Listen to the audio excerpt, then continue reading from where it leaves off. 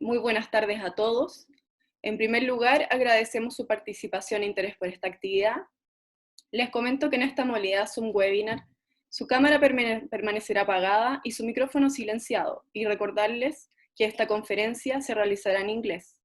Athena Lab les da la bienvenida al encuentro de hoy, los beneficios de ser un país marítimo en el siglo XXI, que será dictada por el profesor Andrew Lambert y que ha sido organizada con el apoyo de la Academia de Guerra Naval y la Liga Marítima. Saludamos muy especialmente a las autoridades civiles y militares presentes en este encuentro, así como a todos quienes están conectados hoy. Al finalizar la exposición, habrá un espacio para preguntas que podrán realizarlas a través de la herramienta de preguntas y respuestas que se encuentra en la parte inferior de esta ventana de Zoom. Agradeceremos realizar las preguntas en inglés. A continuación, dejo con ustedes a Nicolás Ibáñez, presidente de Athena Lab, quien quiere entregarles un saludo de bienvenida. Thank you, Fernanda, for that introduction. On behalf of the board of Athena Lab, I wish you all a very good afternoon, and thank you for joining us at this conference organized by Athena Lab. First of all, we would like to salute the Commander-in-Chief of the Chilean Navy, Admiral Julio Leiva, who has, of course, led a relentless intellectual battle to identify Chile as a maritime nation. We also would like to salute all the officers present from overseas and from Chile. Also, we welcome the director of the Naval War College, Commander Agustín Pájaro, and the president of the Maritime League, Admiral Miguel Ángel Vergara, another sound leader of intellectual battles. For all of us who believe that Chile is a maritime nation, an Eastern Pacific country that essentially deals with Asia Pacific, it is an honor to have the opportunity to listen to Andrew Lambert, present here with us this afternoon, Lawton Professor of Naval History in the Department of War Studies at King's College and author of Sea Power States, an illuminating book on the construction of maritime identity. Of course, what we've learned from him is that a naval sea power is only a small part of this identity. I will now leave you with Richard Kayumbian, Vice President of Athena Lab, who will comment on Lambert's work, but not without just making a very brief digression. Anybody could perhaps ask us, what on earth are we doing, perhaps wasting energy and time on a discourse which is totally out of place in the midst of a pandemic, when there certainly are other more pressing priorities?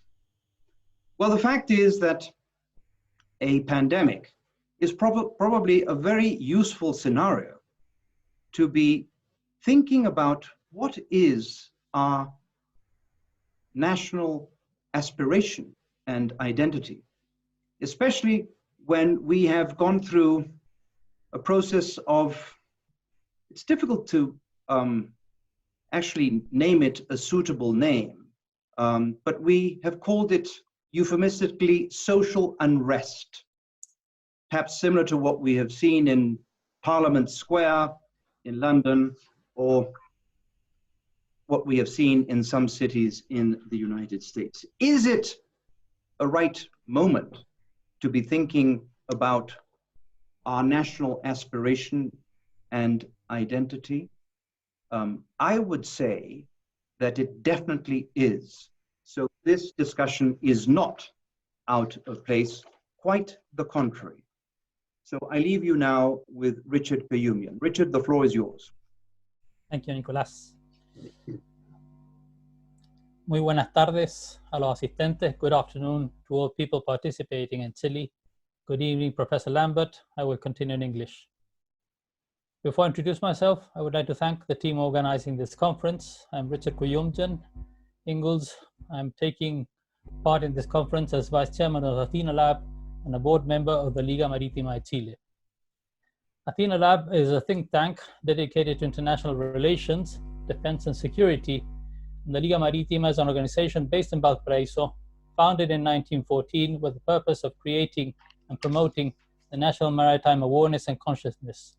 I mentioned this in particular because of its relation to the subject of this conference. First, I would like to thank Professor Lambert for accompanying us today to talk about the benefits of being a maritime country, a condition that several of us attending this conference understand and maybe have been spending good part of our lives trying to make of Chile a maritime country, and why not, the maritime power of the Southern Eastern Pacific, if such a thing is possible and achievable. I will not get into the maritime details of Chile. A quick look at the map or a nautical chart gives us enough information, and so does the composition of its foreign trade. Chile is extremely similar to an island, open to the world and depends on the world. It has a very large economic exclusive zone, and it looks into the Pacific and the Antarctica. But for most of us interested in the subject, we believe that we are not yet there. We have the desire to be and feel a maritime country, but maybe we are missing out on something. Maybe we don't understand the real benefits, or maybe we have not yet got the right narrative, or who knows. Professor Lambert nowadays, one of, or maybe the leading academic authority on the subject of maritime states, maritime culture and sea power. He is the Lawton Professor of Naval History of the Department of War Studies at King's College London, and recently in 2018 published his book Sea Power States. A must read for all of us that are interested in the subject and want to understand why some few countries only achieve such a condition that all of them don't hold anymore, but in some ways mark their character in spite of not continuing to be sea power states. Before I hand over to Professor Lambert, that should help us with our dilemma of becoming a maritime country and, if possible, a regional maritime power, I would like to make use of this occasion to say goodbye to Ambassador Jamie Bowden, that is soon returning to the UK, and congratulate him on his job well done. Bravo Sulu, Jamie. I now leave you with Professor Lambert, and later we will have a round of questions conducted by Rear Admiral Matthias Purcell, Head of the Strategy Department of the Naval War School. Professor Lambert, all yours. Thank you very much. Right, it's a great pleasure to be here. I have been in Chile more than once and much enjoyed engaging with maritime parts of Chile, including Juan Fernandez and Tierra del Fuego, as well as Valparaiso and Santiago. What I want to talk about this evening, for me, this afternoon obviously for you, is that sea power and being a sea power is a choice. It's ultimately a political decision, and it reflects the nature of the political society that makes that choice. It's not a choice made by autocrats, by totalitarian rulers. They're invariably fixated on controlling the land and controlling populations. It's a choice about culture, about art. It's about identity right across the board. There is no specific cultural artifact, but the one in front of you is, I think, a very good example of the things that sea power states create to remind themselves of the big stories that make their sea power identity. This is the largest picture created by Britain's greatest artist, J.M.W. Turner. It was painted for the King. It's an allegorical picture of the Battle of Trafalgar. It's not an accurate picture. It's a picture which tells us what the Battle of Trafalgar means to a great maritime imperial power in the 1820s. Around the time Chile is fully establishing its independence, an Englishman is painting a picture to say, this is who we are, this is what we mean. And the closer you get to this picture, and it hangs in its own gallery in Greenwich, the more wonderful it becomes, because every last aspect of it is telling us that the people who made this and the people who look at this understand that they are not the same as the enemy. At this battle, the enemy was Spanish and French. They were continental states, even though Spain had a very large overseas empire. It had a very continental mindset. The British were different. They fought for the sea, they fought for trade. They built an empire which was a hub in northern Europe and a constellation of islands and trading enclaves and port access opportunities around the world. And when Chile becomes independent, it becomes part of Britain's diaspora of trading connections. Chile is borrowing money in London. It's connecting into the British system because Britain is running global trade. And that's what the Battle of Trafalgar is about. It's about controlling trade. Next.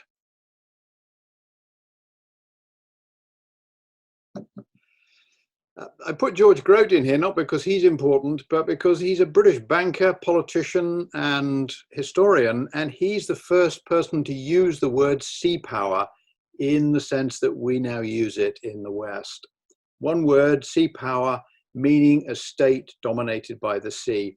And he understands that ancient Athens deliberately took a political decision to become a sea power or maritime power state, that it prioritized its navy over its army, that it turned its capital city, Athens, into a virtual island by fortifying the city and building walls all the way down to the port of the Piraeus, where the navy was based. So Grote is telling contemporary Englishmen that their ancestors were the Athenians. And the Athenians bring you other things. They're the progenitors of modern Western liberal democracy. They have the great schools of philosophy that set out many of the ideas that we still think about. And of course, they produced the first two great historians in world history, certainly in the Western canon, Herodotus and Thucydides. And it's Thucydides who explains to us what sea power is politically, culturally, and strategically. And critically, Thucydides doesn't say it's just the best idea imaginable. He says, actually, this is complicated. Because to be a sea power, you have to share political power outside the elite. You have to give the people political power. And once you give the people political power, the elite can't control it anymore. So Thucydides himself, who was an elite aristocratic Athenian, he was actually a general in the Peloponnesian War, he sees the power of sea power, but he also sees the threat that it poses to his particular situation. So he's ambivalent. He explains what it is, but he doesn't give it a 100% ringing endorsement. And that's a question that we will constantly come up against. You're looking in Chile, is Chile a sea power? Well, there will be people in Chile who see the land and will think the land is far more important than the sea because they own the land, they work the land, they rely on the land. And that's the argument which is had in Athens and it's had in all of these states. And the British example, and to an extent more recently, just before that, the Dutch example, give us an opportunity to see how that question is resolved and a sea power state is actually created. Next.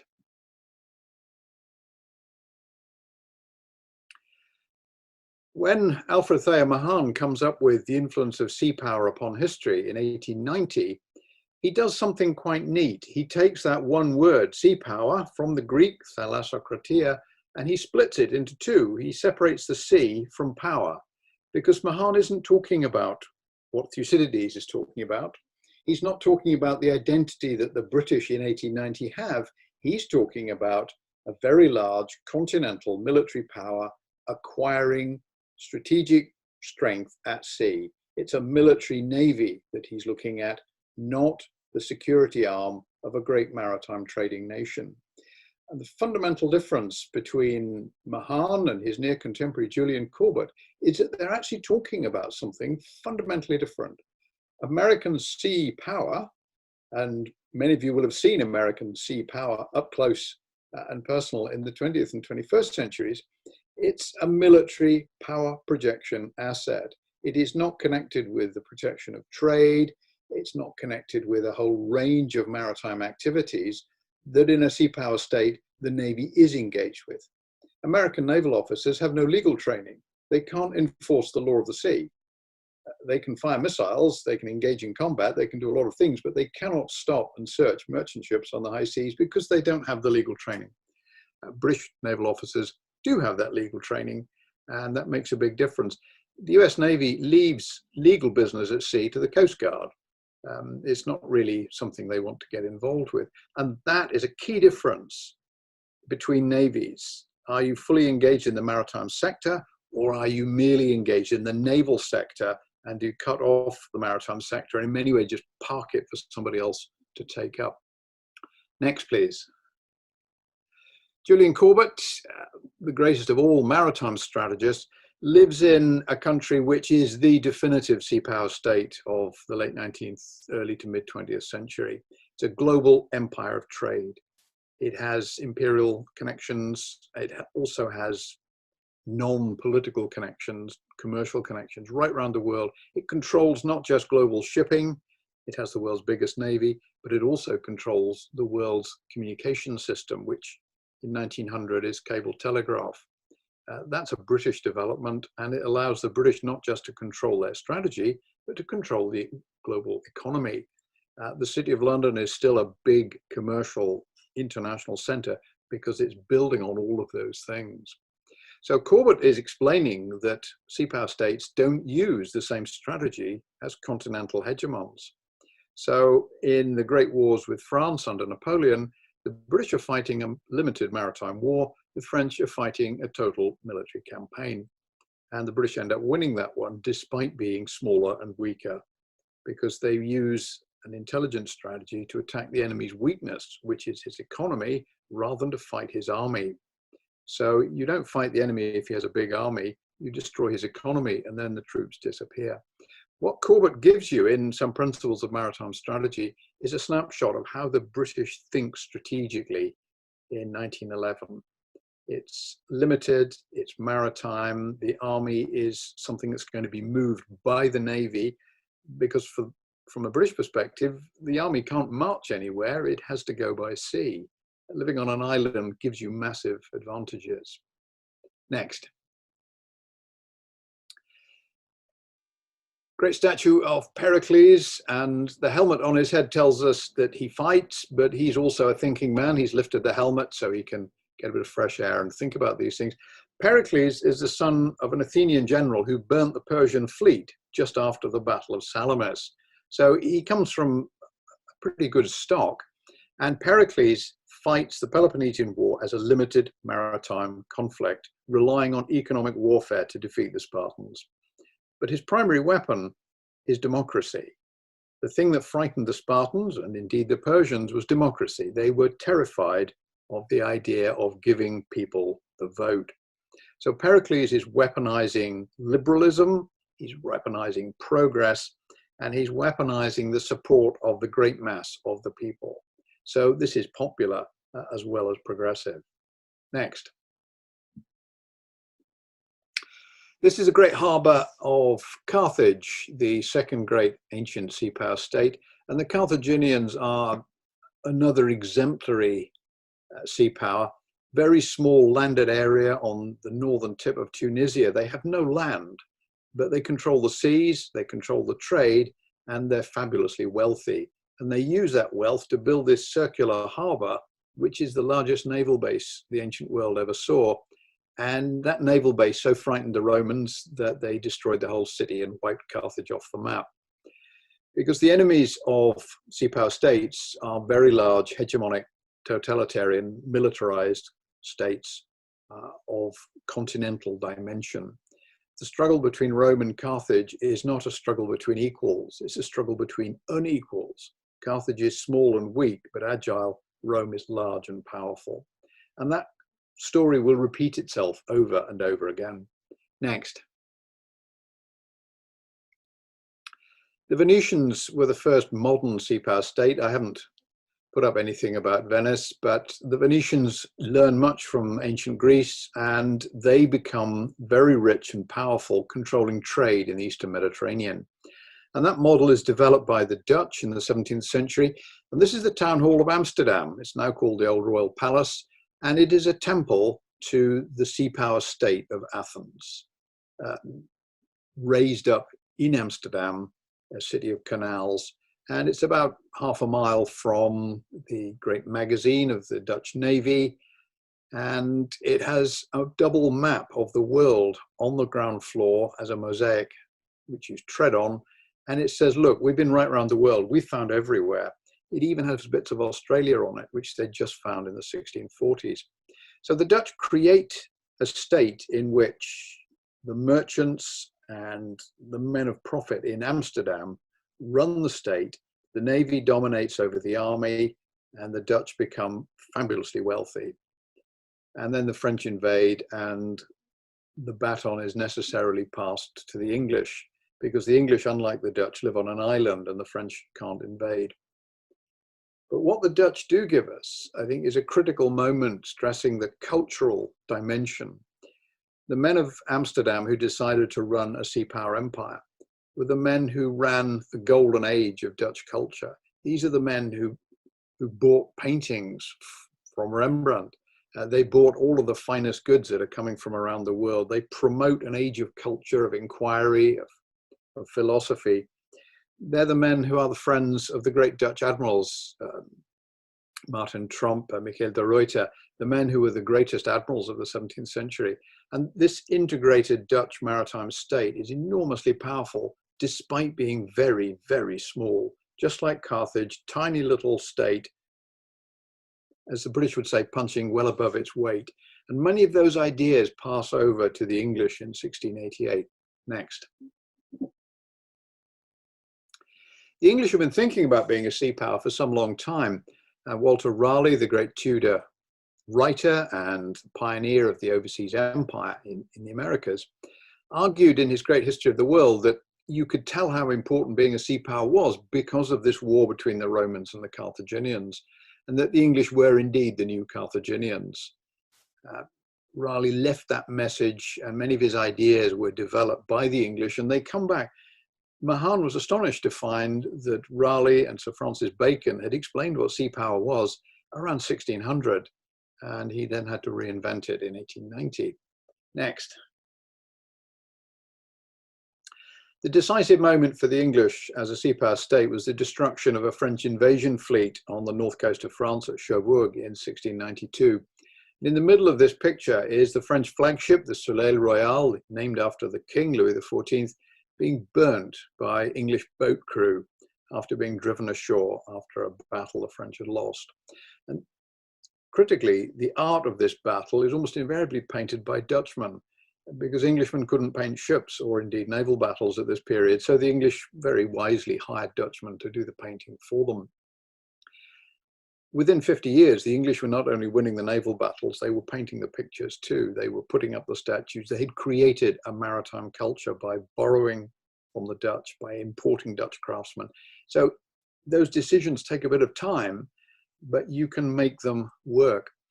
I was very struck last year. I was visited in Brazil, and in the great galleries in Rio, a whole series of monumental naval canvases of the 19th century, all of which were created for the Emperor Pedro II. And they still hang on the walls in the imperial frames with the imperial badge on them. And nobody has noticed what's going on. Pedro is trying to make his country maritime. And ironically, or not, as you may think, the army got fed up with this and threw him out. So the Brazilian Republic was created to stop Brazil becoming a maritime power, and the emperor was sent on his travels. He managed to hire several very good marine artists, one of whom he essentially passed on to Queen Victoria, an Italian called Eduardo Di Martino, who painted some absolutely fabulous pictures, both in Brazil and in Britain. So art really matters. If you don't have a great art of the sea, it's quite hard to tell the story of the sea in a way that people will grab onto. These are not pictures to hang privately. These are public pictures. Pedro's canvases are enormous. They have to be in a very large public space. He wants people to see Brazil as a naval power. Next. After the reign of Louis XIV, where the French have been defeated essentially by the English and the Dutch, Charles II at Montesquieu comes up with a great book in which he explains, L'Esprit de Loi, how it is that England, a modern Christian Carthage, a commercial republic, etc., had defeated the new Roman Empire of Louis XIV. And this is a decisive moment in continental understanding of what a sea power state is and how it works. Montesquieu is telling the world that these people are dangerous, and this time round the Carthaginians have won, and history does not repeat itself. It is not perfectly circular. The new Romans don't win this time, and they're not going to win next time either. Napoleon endlessly called the British the new Carthaginians. And when J.M.W. Turner celebrated the end of the Napoleonic Wars, he painted a picture of Carthage, which essentially said to the French, yes, we are the new Carthaginians, and we've won this time. And if you go in the English National Gallery in Waterloo, in Trafalgar Square, just behind Nelson's column, there is the picture. It is the most important picture in England's National Gallery, and it says exactly who the English think they are. Next. By the 1880s, and this is somebody who Corbett would have heard when he was a university student, Professor John Seeley argues that there's a difference between land powers and sea powers. In the 1880s, it's Russia and America are the great continental powers of the future, but between them equally vast, but not as continuous, with the ocean flowing through it in every direction, lies like a world Venice with the sea for streets, Greater Britain. The British Empire then is a kind of monumental version of Venice. And if you go into the Eastern Mediterranean, you'll find that the English end up using naval bases that the Athenians had possessed and the Venetians had possessed. And in the Western Mediterranean, they used bases that the Carthaginians had used. They also replaced the Dutch in several areas. So these sea power states overlay each other. They share a great deal of history. Next. I thought I'd finish with this, not just because it's a very large ship, and we all like to look at a large ship. This is the largest warship ever built for the Royal Navy, and it has a sister ship. There are two. The other one's the Prince of Wales. And these ships tell us something about who the British think they are. They weren't built as a vanity project. This is how Britain wishes to project its image abroad going forward. It's not a frigate or an air warfare destroyer or indeed a submarine under the ocean. This is 65,000 tons of capable platform that can be used for pretty much anything from disaster relief to high-end combat operations. And it's currently about to set off on its first operational cruise with a complement of aircraft on board. So when the British decided to enter the 21st century, they decided they would enter it, restoring their navy, which had been allowed to fall away a little, by building things that were bigger and more sophisticated than they had ever done before. That's a key indication. There was a project at this time to build 3 of these aircraft carriers, and one of them would have been a French ship, and we would have shared the building of the ships with the French. But the French decided not to build an aircraft carrier, and the British decided to build one. Shortly after this ship was making good progress in the building yard, the British took a decision about their membership of the European Union, and we know that the outcome was that the British decided to leave. There is something about being a sea power state that means you don't really belong in continental hegemonic collectives. The European Union is a tariff barrier protected economic zone, and it's quite attractive for many participants, but for the British, it doesn't work the same way. One of my European friends, a colleague at work, said, well, why is it that people in this country have decided to leave the European Union? I said, it's really simple. My blood relatives outside the United Kingdom live in Australasia, not in Europe. I have no European relatives. I have Australasian relatives. I see the world. I don't see Europe as the world. I see the world, and Europe is merely part of it. And actually, I'm more engaged with other parts of the world, North Canada, Australia, New Zealand, than I am with much of Europe. And we share many things with those parts of the former British Empire, profoundly cultural. And that culture has been shaped by the engagement with Britain historically. So if you're talking to the Indian Navy, you will find that they also have serious links with the Royal Navy. And you can see those links in the way that they do quite a lot of their business. So this is a cultural construct. But what does it mean going forward? Well, it's a choice, and it's a choice that many countries in the world have quite clearly not taken. So the difference in the world today is between what I would call the West, and that's not a geographical construct, that's a political construct. People who share the same basic values that we do: liberal, progressive, globally engaged, adhere to the rule of law.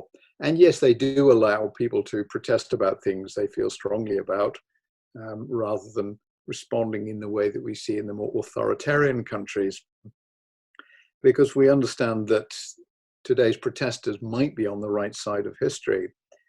The protests over the last few weeks in Britain, somebody referred back to protests by women 100 years ago who were demanding the vote. Those women who were protesting and indeed were locked up, they're now political heroes. So I think we have a consciousness that progress is important. The non-Western countries, and that again isn't geographical, are places like the People's Republic of China, North Korea, Russia, Iran, places where time has stopped, where the system is not going to make any progress. The object is to maintain a particular kind of government in perpetuity by gerrymandering the constitution in some cases, by just imposing blanket controls in others. And these alternative countries end up having very similar behaviors. When it comes to the sea, they're frightened. They're frightened because the sea is a vector, not for power, not for things like aircraft carriers, but for ideas. If you're trading with the world's ideas will come into your ports, and your ports will be the opening point through which foreign, dangerous ideas will come and challenge your existing status quo.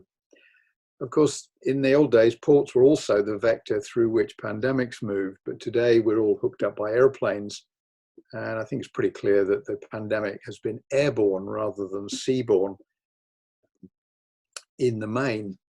So we face a choice going forward. Do we want to sit still and become content in our own space if we're big enough?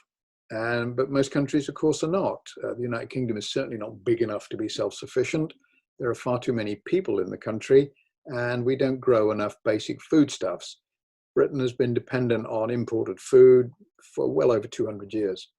And if you want to understand Britain's external policy and the way it sees itself in the world, that is a key criteria. We absolutely have to trade with the world because we don't grow enough wheat to make the bread we need to eat every day. Indeed, British wheat isn't the best wheat in the world for making bread anyway. So if you depend on the world, you need to engage with it. If you think you can get away with not engaging with it, you will end up living in North Korea, which is not recommended. The big problems we face, I think, going forward, and the question we face about this balance between the sea and the land, there are two elements to it. The first is inevitably China, and the Chinese attempt to close down maritime space, to turn maritime space into territorial possession, to extend the economic zone out to a zone of territorial control. We see this in the Western Pacific Basin, which should never be referred to as the South China Sea because that rather confers ownership. We see it in their attitude towards the claims of other countries in this region, all of which are rather better than theirs, and the attempt to make artificial territory out of submerged reefs. China is trying to close down navigation to extend its security perimeter. And in that, it's mirroring the behavior of a country from which it has taken much in ideas and technology. Now, of course, is Russia. The Russians have always had an obsession with strategic depth. They live in a very large country which has been invaded by everybody. The history of Russia is that everybody has invaded. Even the United States invaded Russia in 1919. And everybody else has been more than once, including, of course, the British. So when the Russians look at the sea, they see a vulnerable angle that they need to close down. And throughout its history, the job of the Russian Navy has been to keep bad ideas, strategic and political, as far away from Russia as possible. And the Chinese Navy is doing exactly the same thing. It's remarkably predictable.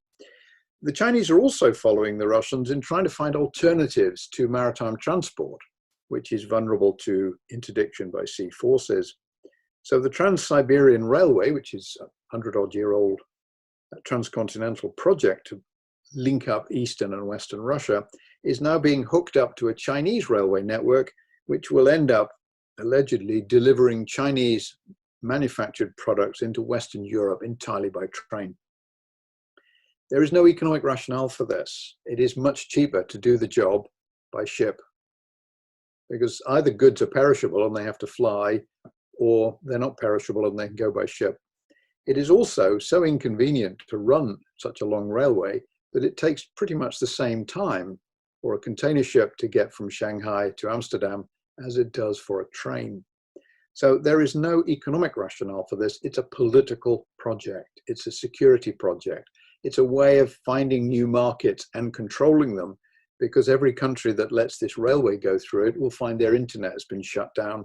And if you dial up Tiananmen Square, somebody will come and ask you why you're looking at this. That is a very old debate. It's the debate that starts the wars between Greece and Persia. Persia doesn't want the Greeks interfering in its empire, and it wants to rub them out. The Chinese are using money as part of this. If you go to Sri Lanka, you'll find they built a very large port for the Sri Lankans, and the bill is such that Sri Lanka will never ever be able to pay it back. So the Chinese have offered to let them off some of the debt if they give them the port. There are parts of Africa where similar things are happening. So there's stasis and progress going forward. If we want to be in the party of movement, then the sea, joining the Western collective, is the only way ahead. And the weakness of the parties of stasis are their vulnerability to ultimately the will of the people. Because however much political repression you put in, ultimately you can't hold that line if you've lost the support of the great mass of the populace. And the Chinese know this, because the history of China is one of endless successions of regimes. China's had an empire for thousands of years, and many different empires, because each regime ultimately ran out of credibility and was overthrown and replaced by another one. The Communist Party is merely the latest imperial regime to replace a bit of chaos and some previous emperors. Having a president for life is deeply suggestive of imperial power. So what we need to think about is how important is the sea going to be in the 21st century? And I think the answer to that is obvious. What is it about the sea that makes it particularly important to specific countries? And where do particular countries want to operate? Do they want to be in a globally connected, engaged group, or do they want to stand aside and let everybody else do different things? So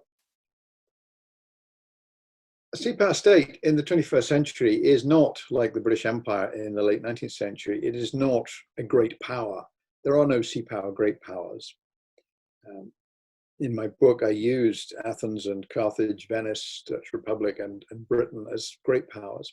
But I also put in two other countries that were important sea states, but were never great sea powers, because you don't have to be a great power to be a sea power. So I put in ancient Rhodes, which was a very small island, which ran a very effective trade network and was fabulously wealthy and highly cultured. And also medieval and early modern Genoa, a city republic on the northern section of Italy, which ended up having quite a significant commercial empire, and then moved into other forms of maritime activity, became a military contractor to the Habsburg Spanish Empire. It became a commercial contractor as well. And there are as many Genoese names littered about Spanish America. There will be people of Genoese ancestry in Chile. because the Spanish subcontracted running their empire to other people. And the Genoese ended up as bankers and then opened one of the world's first major free port trade areas. So they were an agile sea power. The other country I put in the book was Russia, because it's important to understand what the alternative is. So Russia has often built large navies, but it has never adopted the sea as a central pillar of its identity. For the Russians, both historically and even today, the sea is a slightly worrying, dangerous place where bad things normally happen. The Russians only go to sea when they have to. They don't see the sea in the same way that, for example, the British or indeed the Chileans do, as a very big open space to go and engage with. They want to close down their seas too. If you want to sail around the north of Russia, you can't. They won't let you. The northern sea route around Siberia is closed. It's Russian territory. But of course, as the ice sheet retreats, eventually it will not be Russian territory, and they will then have a security problem there as well. So do you want open seas, free trade, progress, or do you want closed down? Do you want static regimes or progressive regimes? Where do you sit on that debate?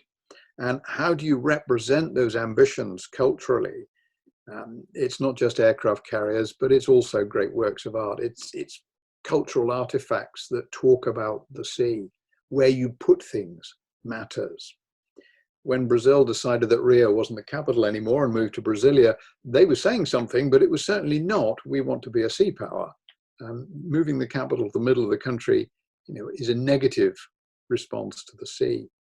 When Russia abandoned St. Petersburg as the capital and retreated to Moscow, they were saying something about the sea. It was a negative verdict. So sea power states, they're hooked up to the sea culturally, politically, ideologically, and they position themselves on and about the sea, and that matters. And what they create is a population that understands that the sea is central to their identity. And even in modern Britain, which is long past having this massive maritime industrial base of shipbuilding, ship operating, seafarers, the cultural consequences persist. And when you get to the middle of London, you're in Trafalgar Square, and the presiding deity of the British state is looking down on you, and he is indeed a very famous admiral. Those protests that we've had in London recently, that's where they all started. Thank you.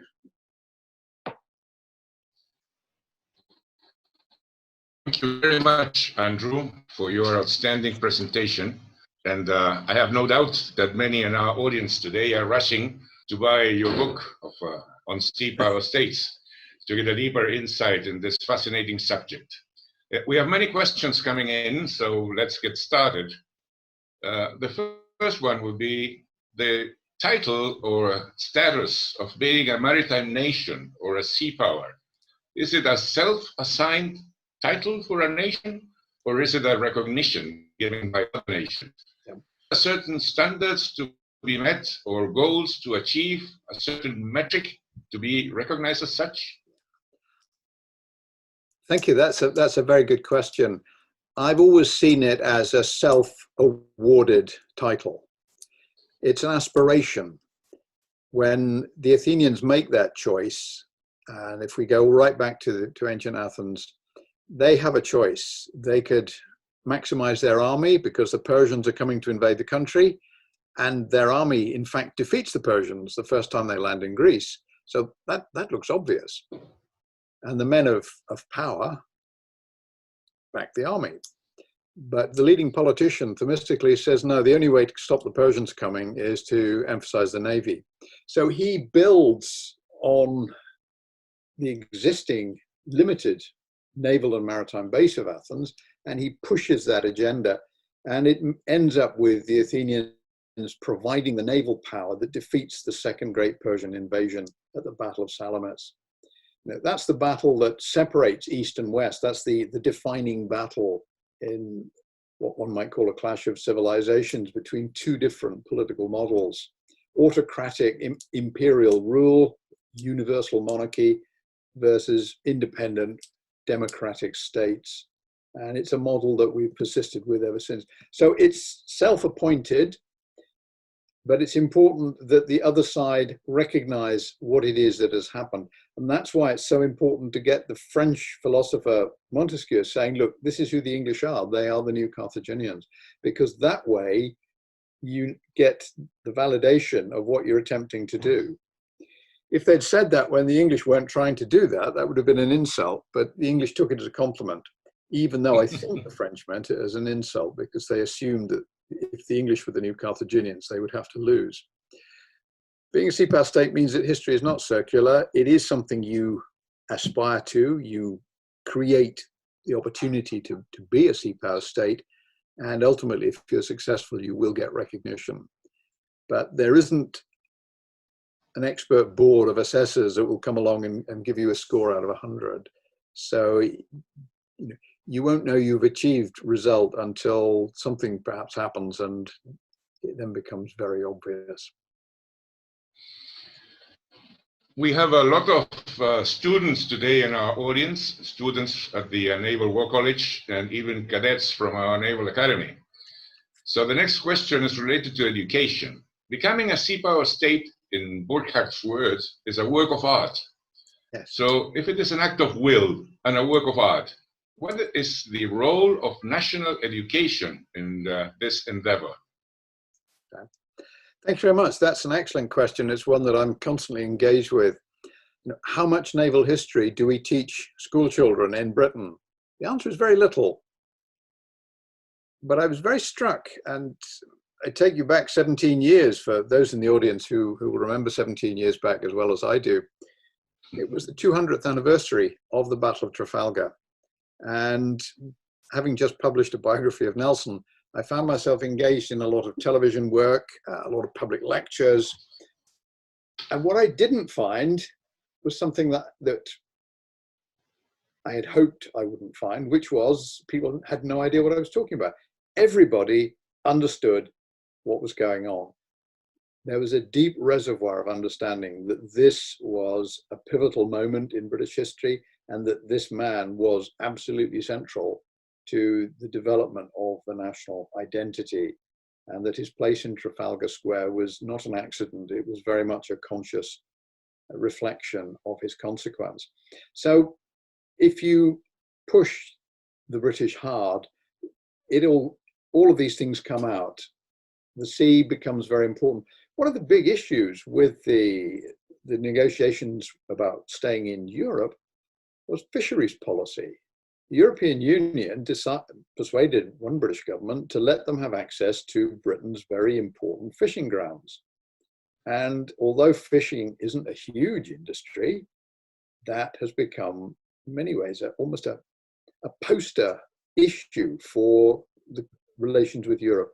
Europeans want our fish, and even now, as we're leaving, they're saying, we won't do a trade deal with you if you don't let us come and catch all of your fish. So deeply emotive, the sea brings out something in people which is not logic, it's not calculation. There is an engagement with an oceanic identity which is visceral, and it extends beyond calculations of profit and loss, because the sea is not an environment in which such things are necessarily always important. So I think getting that message in is important. What in Britain today, we're living with the legacy of 300 years of storytelling. So the foundation myth of England, not Britain, England, is the defeat of the Spanish Armada in 1588. The world's most powerful country came to invade England and make us do as we were told, and the Navy defeated them. Really important moment. If you're Scottish or Irish, that doesn't matter because you weren't engaged in this. It's an English story. Trafalgar is a British story.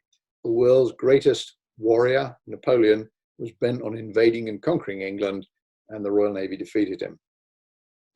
So it's a foundation myth, it's a salvation myth. It has something absolutely central to identity.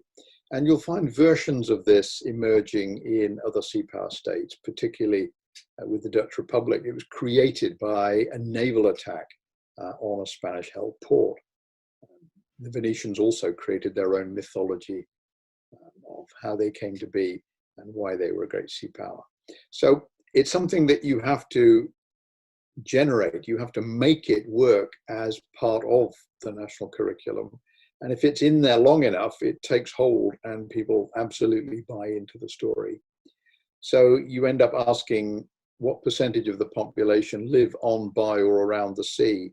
How many people in the country are close to the sea? In England, you can't be 100 miles from the sea. In Chile, I suspect those numbers are not very different. So the sea has a much greater presence. If you live in the Midwest of the United States, you're probably never going to see the sea in your entire life. And it's of no consequence at all to your everyday conception of the world. So it's much easier to tell that story in countries that are as connected with the sea as England, as Chile, and some of the others. The Dutch still have a very powerful maritime culture. If you go to somewhere like Denmark, their capital city has got the sea in the middle of it. It's really obvious that Denmark is a maritime country. It's a constellation of islands, and so the sea really matters. If you go to Norway, rather like Chile, it has a very long coast, and most people in Norway live on the coast, and the sea is hugely important. You know, their maritime identity is very, very clear. And the question for Chile, and I think it's one that struck me on several occasions, how important is the legacy of Imperial Spain, which is a very continentally minded country, and is that legacy more powerful than the legacy of engagement with the sea, with the oceanic side, with that extension out into the Pacific? So you've got contesting agendas there. These were resolved in Britain in 1690 with a major political shift. After the overthrow of the last Stuart monarch, we brought in a Dutch king, he was half Stuart, and we brought in a Dutch constitution in which the men of money and the men of land pooled their interests to back the Sea Power State project. That's when we create the national debt and the Bank of England, and that great naval battle where we burnt the French flagship, that's what all of the national debt was used for, to build a big navy, defeat the French, secure England against invasion, and take control of world trade. So it's a conscious decision, and it's a conscious decision that needs to be supported at all levels. You need a literature. Some years ago, I spent a month living on Juan Fernandez. The first English novel was written, not necessarily about Juan Fernandez, but everybody assumes it's set there because it's now called Robinson Crusoe Island. That's the world's first novel. It's an English novel set on an island somewhere in South America, and it couldn't be further from England if you tried. So when the English start to think about the world, they have a vision which is way beyond their own shores. So that's the kind of agenda that you end up needing. You need to get people to think about this much wider, extended world. And to get that message across, it needs to be repeated, but it needs to be repeated in a way that catches the public attention.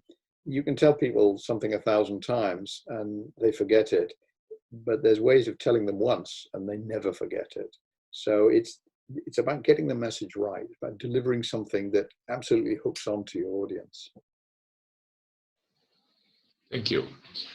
The title of this seminar points to the benefits of being a maritime nation in the 21st century.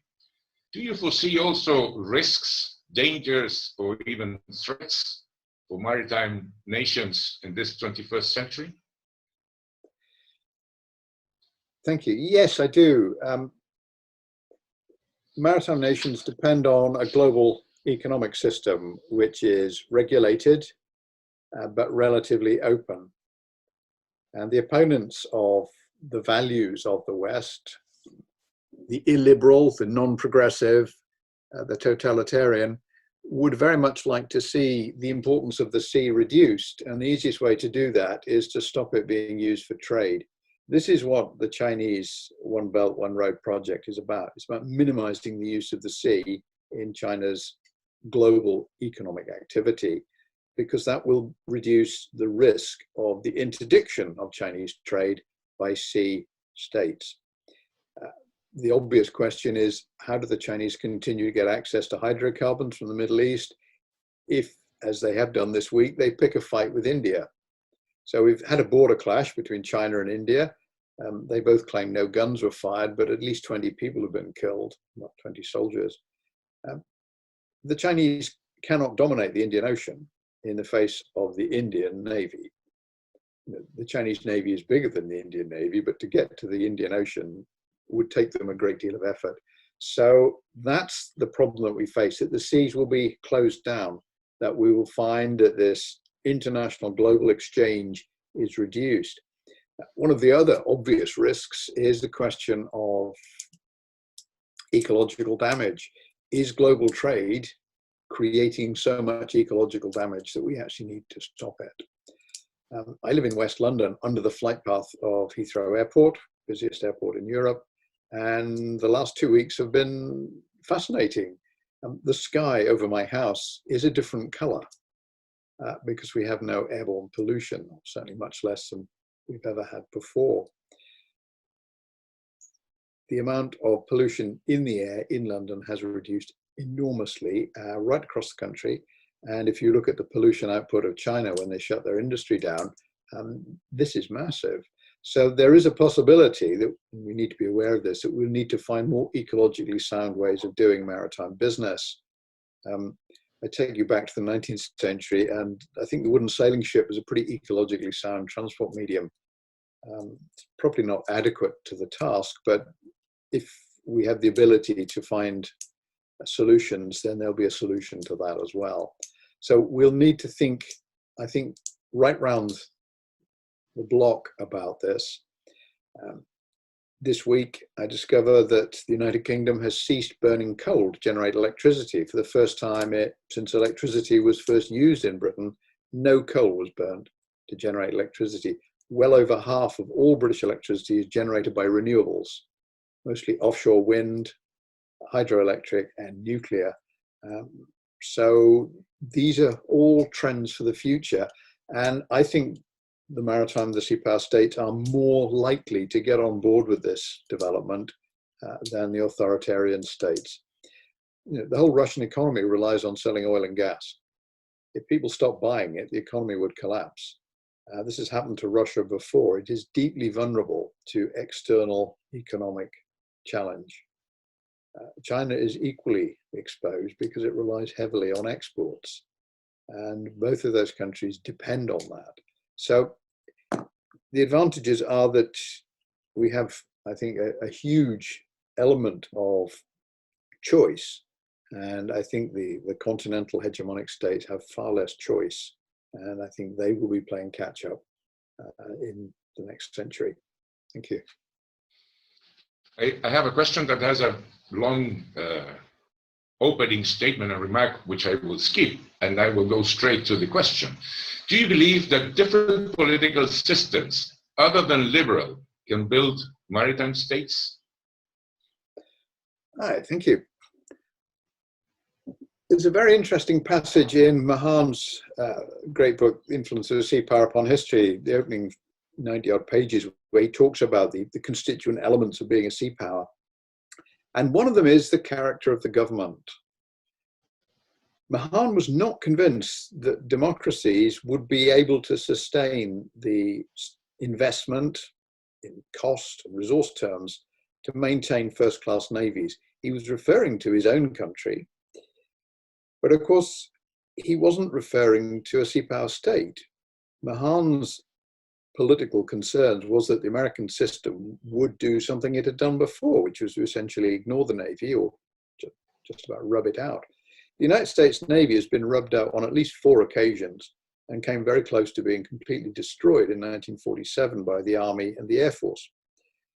It's not the United States' first defense force or its second defense force. It probably ranks just about 3rd, pretty much level with the Marine Corps.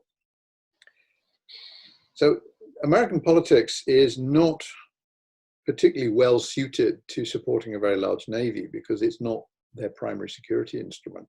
The contrast for Britain is that the Navy is very much the senior service and has been for the last 400 years, the same in countries like Holland.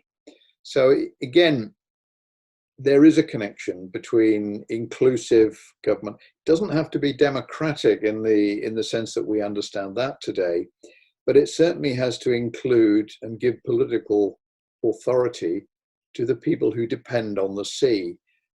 And those are particularly traders, merchants, import-export, capitalists. So the creation of the great English British sea power state, it's all about getting the City of London to back the project. And the deal is the state will create a powerful navy which will protect the trade and commercial overseas interests of City of London merchants, ship owners and bankers.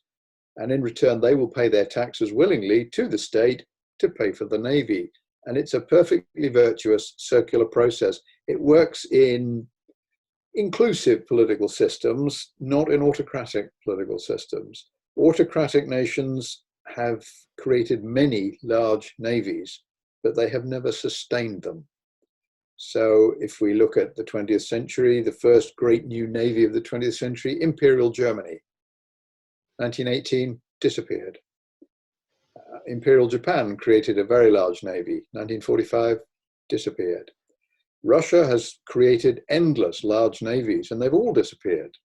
The current one is mouldering away somewhere up in the Northern Ocean, and it's been reduced to a few patrol boats and some nuclear submarines, which have nothing to do with using the sea. They are ballistic missile submarines, and the nuclear submarines that protect them. They're part of Russia's strategic deterrent. They are not a maritime asset. So some form of progressive liberal government is essential to sustain the project. So vanity project, Peter the Great builds a huge navy. Within 5 years of his death, it is all gone, absolutely all of it, and they have to rebuild it over and over again.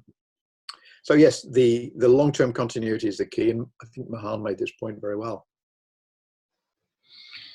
Thank you. Admiral Chubretovic asked you a question. Do you see Chile as a maritime nation? What's your view on our country and the potential in it? I was very struck some years ago, in fact 2010, returning from Juan Fernandez on a Navy transport. And we arrived in Valparaiso just in time for colors. And I'd seen colors in many countries, but that was a fine show. And the transport was put alongside the jetty in fine style. The ship was extremely well handled, and all the ships in harbour, people cared for these ships. They were well presented. It looked very, very good.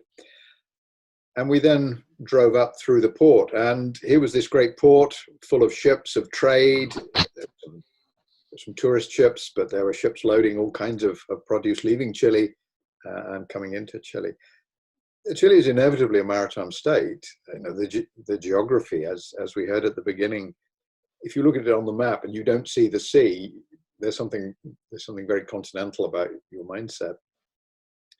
And it's not as if with Chile, the other side, it just peters off into some kind of open territory.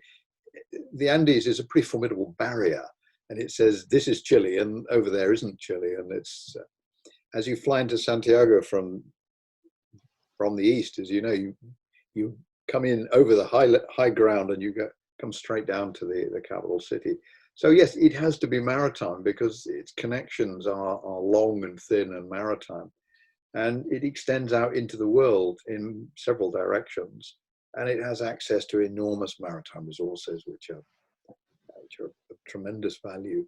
So yes, and I think the issue for Chile constantly has been, how does that rationalize itself?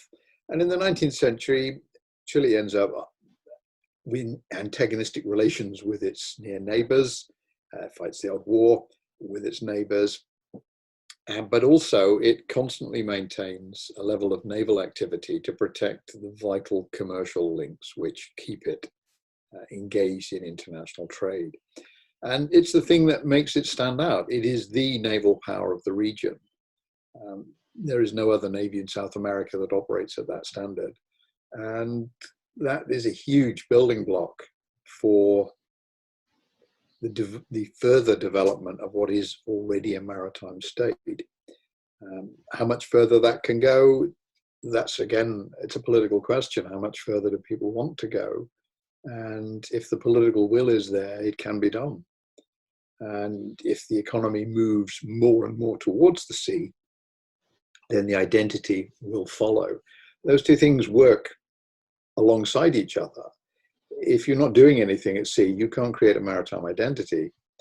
If you're doing a lot at sea, the maritime identity sort of begins to shape itself. You know, when the Athenians become maritime, they're doing a lot of trade, and they extend that trade by taking control of islands and ports all along the trade routes.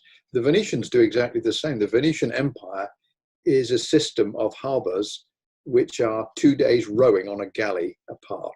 You can row all the way from Venice to Alexandria, stopping off at ocean service stations, which are Venetian naval bases. That gives Venice a character. What it also means is that the Venetians, the Carthaginians, the Dutch to a large extent, and even the British put all of their best people into the navy, and when they need more troops, historically, they tended to go and ask somebody else to sell them to them. The Venetian army were Italian, but they weren't Venetians, and if the Venetians lost a battle, they didn't mind, they just hired some more soldiers. The Dutch hired a very large number of people from Germany and Scandinavia in their army. The British were using mercenaries until the 1850s, because you don't put productive, skilled people into the army if you can avoid it. And you avoid letting the army dictate how the country is run, because the army is invariably connected with continental mindsets and a view of the world which is not as engaged or as maritime as you might need. So the British Army has never been, as the Royal Navy has been, a world-leading organization. As Admiral Fisher famously said, the army is a projectile to be fired by the Navy. In a maritime state, that's pretty much it. So that's the question. How do we shape that? Well, we shape it by recognizing what's strong and building on it. I will try to merge some 7 or 8 questions related to culture in the following question. In your book, you mentioned a disease called sea blindness. Yes. Is there a cure for that disease? Sea blindness. Yes. This has been a very big debate in Britain. This phrase was coined some time ago, that the British have lost sight of the sea. This isn't true. What they've lost sight of is the need to refresh the memory. So sea blindness, everybody can see that the British are not looking at the sea in the same way in the 1970s as they were in the 1870s. But then we get to 2005, we have the 200th anniversary of Trafalgar, and everybody remembers. In 1988, we had the 400th anniversary of the Spanish Armada, and everybody remembered. Right? So it's there. You just have to make sure that you hit those targets. So when the anniversaries come along, when the big events come along, when something really important happens, you make sure that you remind everybody of these events. So there was a big debate recently whether we should have Trafalgar Day as a national holiday. The only problem is the 21st of October is usually cold and wet, so we'd rather have a national holiday in the summer. So I'd recommend the glorious 1st of June, because that's usually good weather in Britain. But you need to stitch it into the culture and make sure that everybody recognizes the significance of it. You mustn't expect everybody to be hugely enthusiastic about this. But if everybody does know what it's about and is prepared to come along and join in, if you have a festival and some event, that's perfect. If you can get people down to the sea, you can engage them with the sea, you can get them to eat something out of the sea and to appreciate how much their daily lives are affected by the sea one way or another, then you're winning the argument. I don't think sea blindness is a problem in Britain.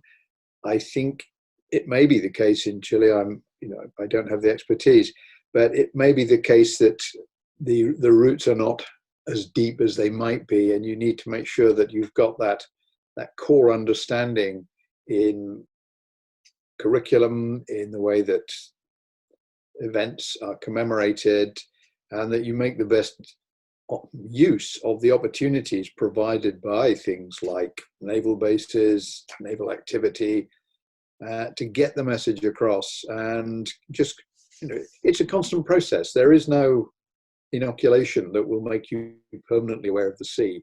You have to have it refreshed.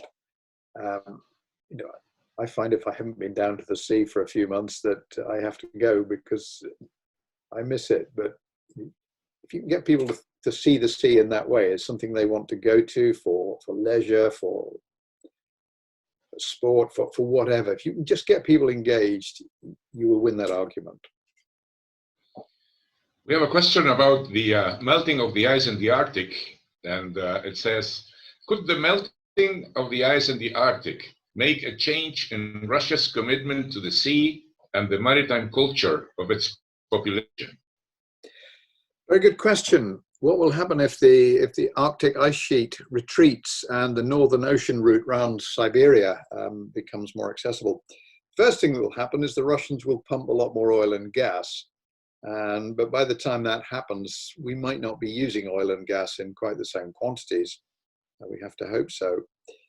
The Russians will, I think, try to protect that area and to keep it as an exclusive zone of Russian activity. At the moment, it's easy because it does freeze up in the winter, and they can make a very good case that nobody else has the skill or the equipment to navigate.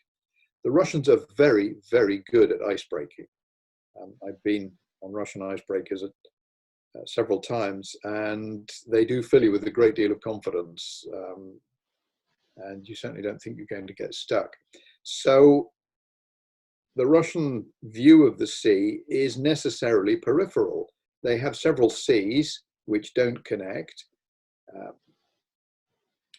And it was, I think, very interesting that the last great naval event in Russia's history was in 2014 when they seized the naval base at Sevastopol.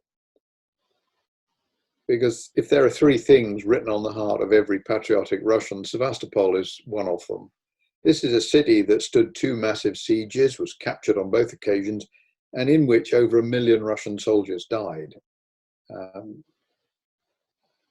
For Vladimir Putin, the idea that the Ukraine would hold Sevastopol and it would end up as a NATO naval base was simply unacceptable. So Sevastopol is in Russian culture in an absolutely fundamental way. Lev Tolstoy's first book is about Sevastopol. He fought there. It's hugely important. But it's the city that's important, not the ships. So for the Russians, they see the city, they don't see the sea. And I'm not sure that's going to change.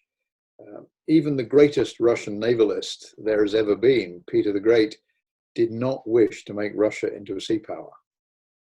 He deliberately chose to keep Russia as an autocratic continental state with a large and powerful navy, but not a great ocean-going merchant fleet, not a large economic commercial sector.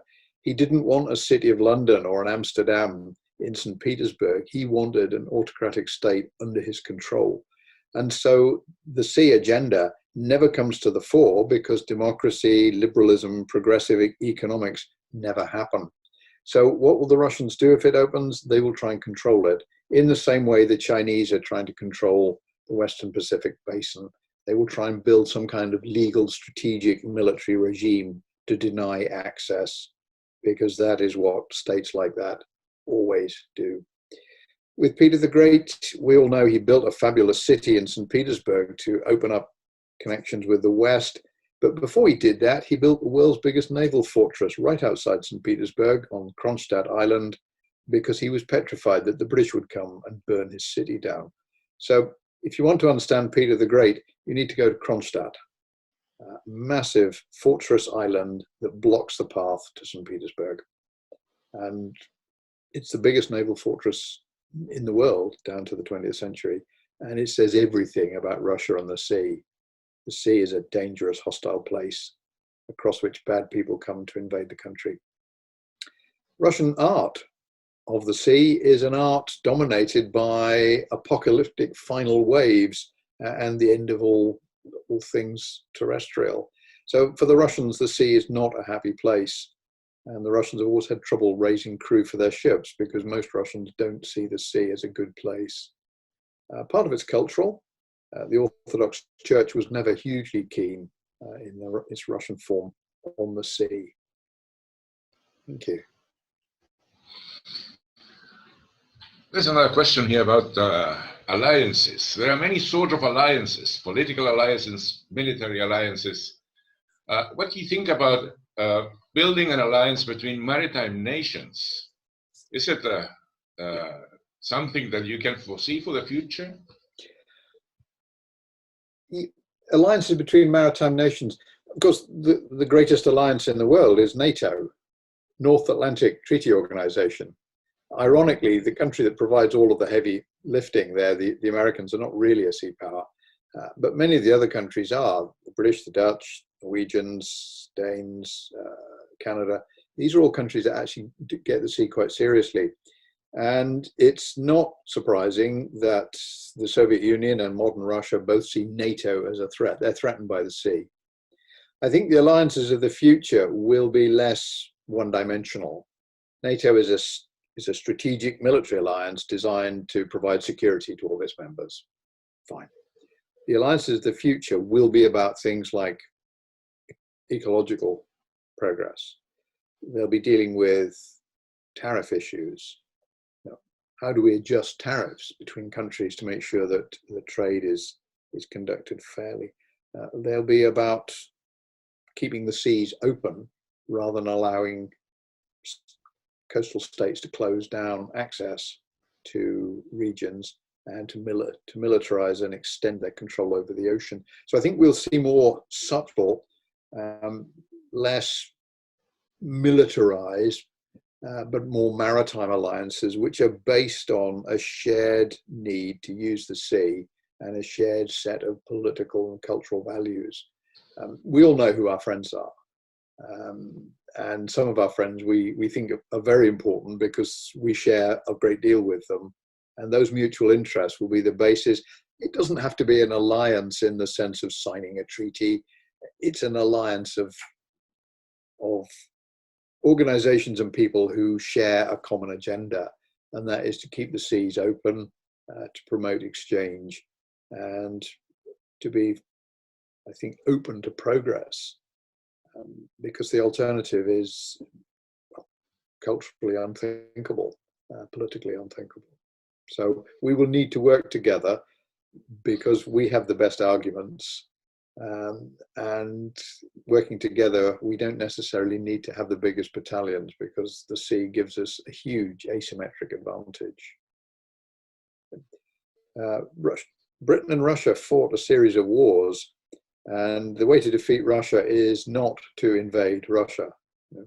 As Napoleon discovered, Hitler discovered, marching on Moscow is a very bad idea. The way to defeat Russia is to stop trading with Russia.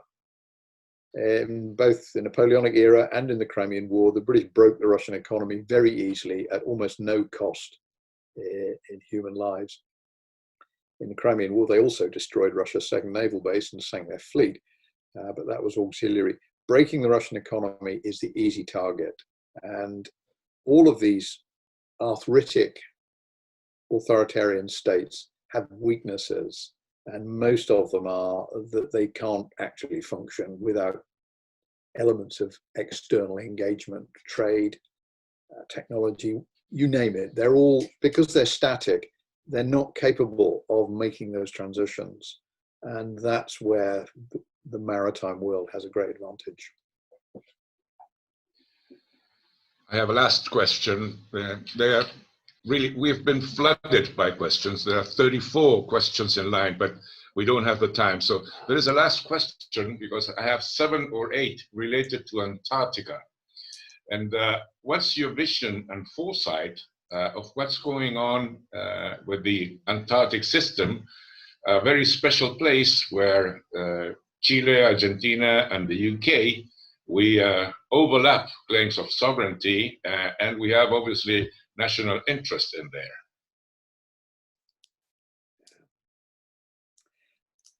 I think you've managed to take me about as far away from not just my home country, but also my comfort zone as you possibly could. It's the one continent in the world I've not been to, to my enormous regret. I've been very high up in the north, but I've never been to the south. So I've transited the Northwest Passage, but Antarctica not yet. The issue with Antarctica is that combination of giving pieces of territory national designations and then saying, by the way, you can't do all of those things with this territory that you would do with any other piece of territory that was under your control. You can't militarize it. You can't use it in all of these kinds of ways. You can't make economic use of it. And so that, I think, is a problem. It's always going to be a problem because while it conveys status and it gives opportunities, it's going to be a constant source of anxiety that somebody is going to break the rules and profit from all of this. You know, who are the first people to put weapons in space? We don't know, but I bet there's quite a lot up there. There are quite a few in Antarctica, I suspect, as well, although none legally. So it's a difficult problem. And the best way to deal with this, going back to the last answer, I suppose, is that the people with goodwill and the right ideas get together and maintain the system that has worked so far. Because any break in the system, and there is no guarantee that you can ever put it back together again. So if you open it up, it's gone. So even if the system that exists today is not ideal and doesn't deliver all of the things that it might, it's an awful lot better than the chaos that will follow taking it to pieces. If you once let go of something like this, it's gone, and you will be left with a free-for-all, and the winners will be those with the most money, and we've got a pretty rough idea who they will be. And that's not the best future for Antarctica, because the Chinese will eat all the penguins. Andrew, Thank you you. are 5 hours ahead of us in London on a Friday evening. So thank you so much for your time, your outstanding presentation, and your passion for maritime issues. No, thank you. This seminar was meant to take place here in Chile with your presence. The invitation is and will be always open, and I do hope that when the pandemic is over, we will have the pleasure to host you in this far corner of the world. We thank Athena Lab for making this seminar possible, and we thank the sponsorship of the Chilean Naval War College and the Chilean Maritime League. Andrew, I think that you have to receive our virtual standing ovation for your excellent presentation.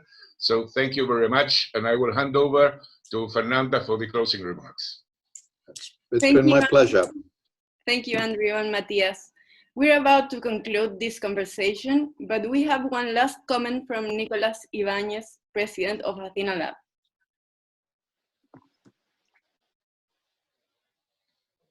Hear me? Can you? Yes. Oh, yes. There we are. Very good. So obviously, thank you very much, Andrew. On behalf of the board of Athena Lab, I will extend you an invitation to the South Pole. That is an open invitation which travels to the South Pole. They open up normally around mid-November of every year. And so if you want to accompany me, I'm already engaged in an excursion. We'll be leaving in the first few days of December. So it would be an honor to take you over there. And of course, we have to cross the Drake Passage. We haven't mentioned Drake, but we perhaps will on another occasion. Andrew, thank you very much. Go back with just one very clear thought. There is no inoculation to sea blindness, a malaise that we suffer in Chile, of course. It's all about engaging people, you say. So clearly we have to develop our capabilities at enthusing people, at developing that visceral engagement. Last month was the month of the sea in Chile. It is one of the many initiatives, in many ways spearheaded by the Navy, that is part of our sort of national culture. And so we have to perhaps do more of that, and with your help and your guidance, we will certainly try and improve our capabilities of engaging people and generating what you call that visceral engagement with the sea. So thank you very much. And I have written in front of me, I just copy your book, always, sea power states are not powerful. They focus on the sea because they are weak, choosing an asymmetric emphasis to survive and prosper. And that, I think, is a very good guiding, illuminating thought for a little country, an Eastern Pacific nation like Chile. So thank you again. And I look forward to meeting you in Punta Arenas, so that we can get ourselves over to the Antarctic continent very soon. That would splendid. Well, I do look forward to that, because I was very taken with Punta Arenas the last time I was there, and I would be happy to set off from there on a voyage with you. That would be splendid.